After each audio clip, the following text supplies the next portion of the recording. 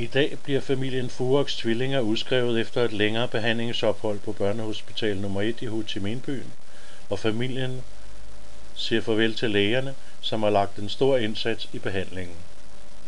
Det er en af de mange millioner vietnamesiske familier, som har nydt godt af børnehospital nummer 1's ekspertise.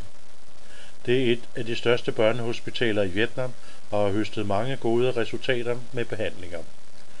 Det er også uddannelsescenter for børnesygdomme i den sydlige del af landet. Ved siden af egen finansiering af driften har man gennem mange år fået støtte fra donorer i både ind- og udland.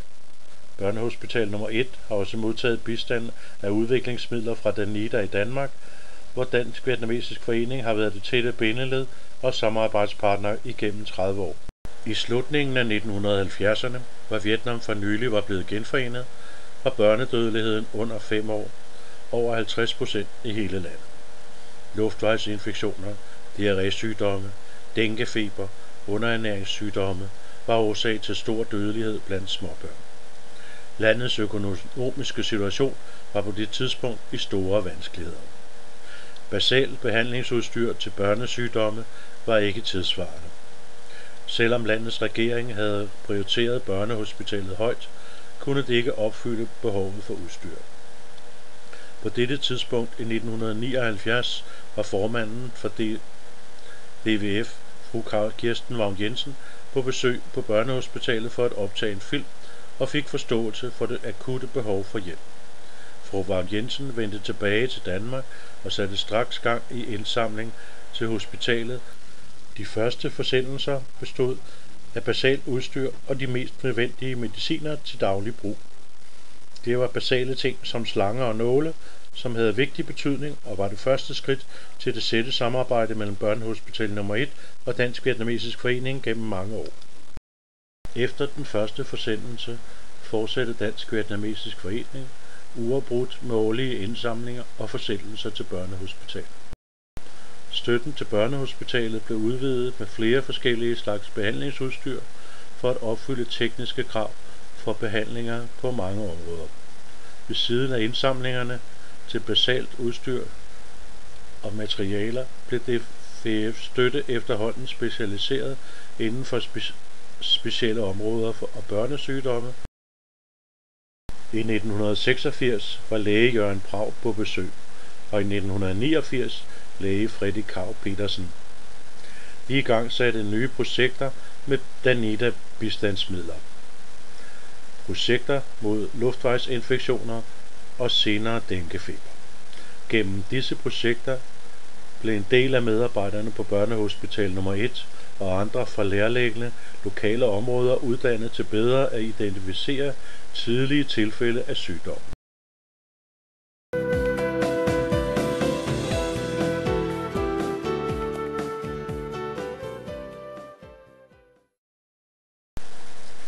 I 1991 blev en ny teknisk metode til aflægning af luftvejsinfektioner, CPAP, med overtryk overdraget til børnehospitalet. Det viste sig at være en effektiv behandlingsmetode for alvorlige luftvejsinfektioner. Gennem tæt samarbejde med danske eksperter lykkedes det for børnehospitalet at anvende metoden. Den succesfulde behandling blev senere hen udvidet til flere steder i landet og har dermed reddet mange børn. I dag er CPAP en almindelig behandlingsmetode på alle landets hospitaler. I dag har Børnehospital nummer 1 en udvidet rolle som støtte på provins- og distriktshospitaler i den sydlige del af landet. Børnehospitalet har udvidet sit arbejdsfelt og afholder mange relevante uddannelseskurser for de lokale sundhedsklinikker i syden. Medarbejderne får mulighed for at styrke deres kompetence om infektioner, luftvejsinfektioner, diarré og denguefeber. De bliver bedre til at forebygge og behandle sygdomme og nedsætte børnedødeligheden. Med støtten fra Dansk Vietnamesisk Forening er mange enheder på børnehospitalet forbedret, såsom infektionskontrolafdelingen, vedligeholdelse af medicinsk udstyr, kommunikation og teknologiafdelingen samt hygiejneafdelingen. Dansk-Vietnamesisk Forening har bidraget med midler til instrumenter og viden om deres anvendelse og uddannelse af medarbejderne. Børnehospitalet har sidenhen udviklet og udvidet sin kompetence og dermed opbygget en vigtig ekspertise i børnesygdomme i den sydlige del af landet. Sammen med Dansk-Vietnamesisk Forening træder Børnehospital nummer 1 ind i det 20. århundrede med 2 nye projekter, RMCI 1 og RMCI 2. Med RMCI bliver kvaliteten af behandlingerne løftet højt. Det er en helhedsbehandling, hvor børn bliver undersøgt for almindelige sygdomstegn som host, åndedrætsbesvær, diarré, feber, ernæring, blodmangel og vaccinationer. På den måde får man et helhedsindtryk af barnets sundhedstilstand, og behandlingen giver bedre resultater. Der bliver afholdt mange informationsmøder om forebyggelse af børnesygdomme, både for medarbejdere og forældre i byerne og i lokale landområder.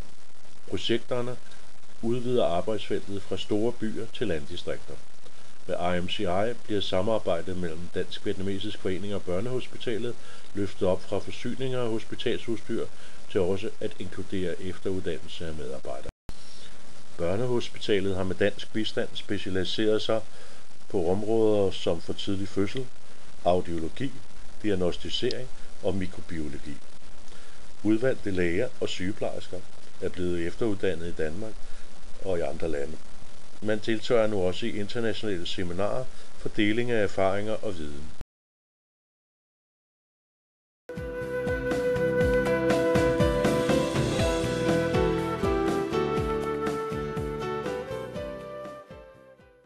I 2004 udvidede Børnehospitalet samarbejdet med Dansk-Vietnamesisk Forening på et nyt område.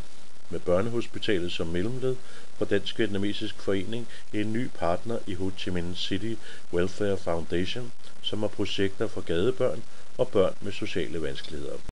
Dansk-Vietnamesisk Forening har gennem de sidste 30 år arbejdet uafbrudt med indsamling af hospitalsudstyr og projekter finansieret af Danida.